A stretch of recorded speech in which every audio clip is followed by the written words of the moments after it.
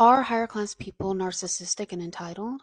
Or are they tolerant and charitable and sensitive to people in need? Research over the decades has found conflicting results, with some finding that people from higher classes are more narcissistic, while others finding that they're not.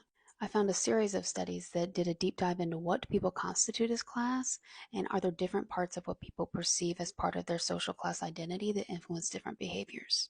They did similar to what I'm trying to do right now with unwritten rules. They interviewed people first, and then they developed a scale based on what they found in the interviews. And they found two separate constructs in high class identity. One construct was being elite, and a second construct was perceiving having an easy life. People who perceived themselves as elite tended to come from generations of wealth and were highly educated, and their parents were as well, and their grandparents before them. The researchers pictured this group as having more cultural ties to being high class. While people who perceived they had an easy life, they had higher incomes, but they weren't necessarily generationally wealthy. People who scored high in perceiving they were part of the elite scored higher in narcissism. They were also more likely to rate high in being disagreeable and less conscientious.